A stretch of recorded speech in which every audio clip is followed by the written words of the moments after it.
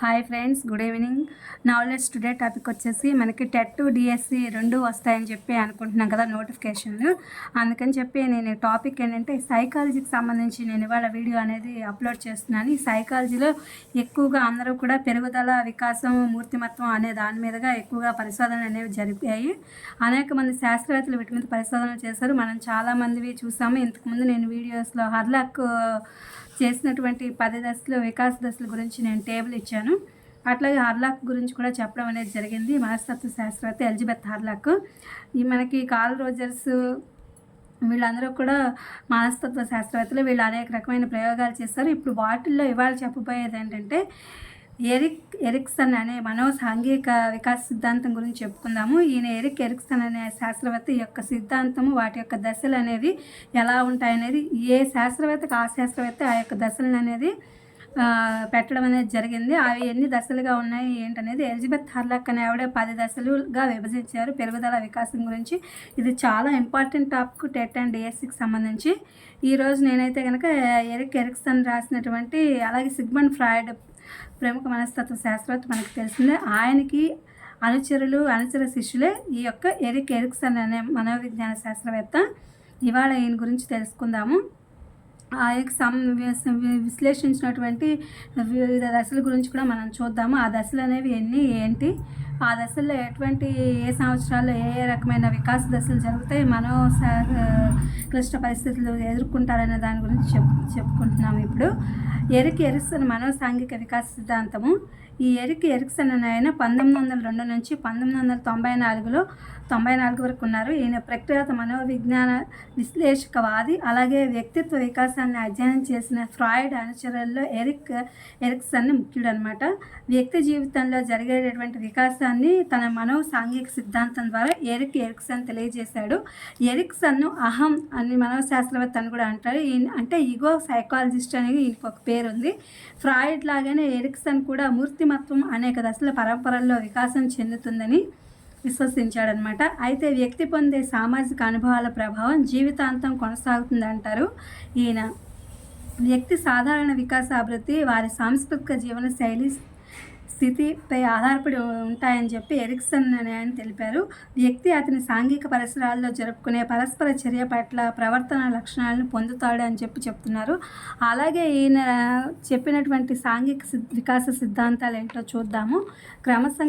మామూలుగా క్రమసంఖ్య వచ్చేసి సాంఘిక వికాస దశతో, అలాగే వయోపరిమితి, సాంఘిక క్లిష్ట పరిస్థితులు, గుణము, లక్షణము, ఇవి ఏ దశలు ఎంతవరకు ఉన్నాయని చూద్దాము. 1 పూర్వ శైశవ దశ, పుట్టుక నుంచి 1.5 సంవత్సరాలు ఉంటుంది. అప్పుడు ఇతని యొక్క క్లిష్ట పరిస్థితులు ఏంటంటే నమ్మకము, అపనమ్మకం అనే దాని మీద ఆధారపడి ఉంటుంది. అప్పుడు ఈ యొక్క లక్షణం ఏంటి, ఆశతో ఉంటాడనమాట. అంటే చిన్న వయసులో ఆ యొక్క మనిషి అనేవాడు ఆశతో ఉంటాడు. 1 నుంచి 1.5 సంవత్సరాలు ఉన్నప్పుడు అని చెప్పారు వయోపరిమితి వచ్చేసరికి. రెండోది ఉత్తర శైశవ దశ. ఈ వయసు ఎలా ఉంటుందంటే 1.5 సంవత్సరాల నుండి 3 సంవత్సరాల వరకు ఈ యొక్క వయోపరిమితి అనేది ఉంటుంది. ఈ వయసులో అతని యొక్క సాంఘిక క్లిష్ట పరిస్థితులు ఎలా ఉంటాయంటే స్వయం ప్రతిపత్తి, సిగ్గు, సంశయము, వీటితో కూడి ఉంటాడనమాట. తను స్వయంగా చేసుకోవాలనే ఒక ఆరాటంతో ఉంటుంది ఆ యొక్క దశ అనేది. అక్కడ వచ్చే గుణము, లక్షణం ఏంటంటే మనోబలం. ఆ యొక్క శిశువు తన మనోబలంగా తనంతట తానుగా ఏం చేయగలడు, తన మనసుకు నచ్చిందని చెప్పి చూసుకుంటూ ఉంటాడనమాట. నెక్స్ట్ ఆ యొక్క లక్షణము ఉంటుంది వాళ్ళలో, గుణం అనేది. మూడవది క్రీడా దశ. ఇది ఎప్పటి నుంచి మొదలవుతుందంటే 3 నుంచి 5 సంవత్సరాల కాలంలో మొదలవుతుంది. ఈ క్రీడా దశలో ఏంటంటే ఆ యొక్క శిశువు ఏం చేస్తాడంటే చొరవ చూపుతాడు. అలాగే అపరాధ భావం, అంటే ఏదైనా తప్పు చేస్తాననే ఒక భావన కూడా కలిగి ఉంటాడనమాట అతను. అప్పుడు అతనికి మెయిన్గా ఉండే గుణం ఏంటంటే లక్ష్యం. అంటే ఇది ఈ పని ఎలాగైనా చేయాలి అని అనుకుని చేస్తూ ఉంటాడనమాట ఆ దశల్లో 3 నుంచి 5 సంవత్సరాల వయసులో. అది అప్పుడున్నటువంటి గుణము, లక్షణము. 4వది పాఠశాల దశ. ఈ పాఠశాల దశ అనేది 6 నుంచి 12 సంవత్సరాల వరకు ఉంటుందన్నమాట. ఈ పాఠశాల దశ ఇది అందరికీ తెలిసింది. స్వయంగా కూడా అనుభవిస్తారు ఈ పాఠశాల దశని ఎవరికి వాళ్ళు. ఇక్కడ ఏముంటుందంటే శ్రమశీలత, న్యూనతా భావం. అంటే శ్రమిస్తాడు, అలాగే అతనికి ఏదైనా పక్క వాళ్ళని చూసుకొని లేకపోతే తను చేసే పనిలో అది సాధించలేకపోవడం వల్ల కానీ ఏదైనా సరే తను అనుకున్న దానిలో రకరకాలనేవి న్యూనతా భావన అనేది ఇక్కడ పొందుతూ ఉంటాడనమాట.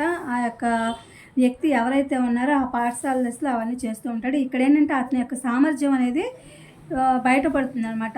దేంట్లో ఎంత సామర్థ్యం ఉంది, దేంట్లో ఏది చేస్తాడనేది అతని సామర్థ్యాలు గుణం లక్షణం అనేది బయటపడతాయి అన్నమాట. ఇక్కడ సామర్థ్యం అనేది ఉంటుంది పాఠశాల దశలో.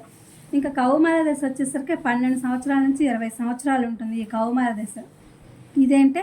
ఇదేం జరుగుతుందంటే పాత్ర గుర్తింపు, అలాగే ఆ పాత్ర సందిగ్ధం. అంటే పాత్ర అనేసరికి ఇక్కడ ఏంటంటే ఆ యొక్క పని అతను 12 నుంచి 20 సంవత్సరాల వయసులో అట్లా అనేక రకాలైనటువంటి సమస్యల్ని వాటిని ఎదుర్కొంటాడు. ఎప్పుడు ఎలాంటి యొక్క క్లిష్ట పరిస్థితుల్ని అతను ఎదుర్కొన్నాడనేది అతను అక్కడ పోషించినటువంటి విద్యార్థి దశ, లేకపోతే కనుక టీనేజ్ వయసా, లేకపోతే కనుక వయోజన వయసా, లేకపోతే ఏంటా అనేది సందిగ్ధంలో పడుతుంటాడు. అతను చేసే యొక్క పని బట్టి అతను ఆ పాత్ర యొక్క సందిగ్ధము, పాత్రను గుర్తించుకునే విధానం ఉంటుంది. ఇక్కడ అతను విశ్వసనీయతను గుర్తిస్తాడనమాట. విశ్వసనీయత అనేది తెలుసుకోవడం అనేది ఇక్కడ గుణము లక్షణము కలిగి ఉన్నాయన్నమాట ఈ యొక్క కౌమార దశలో.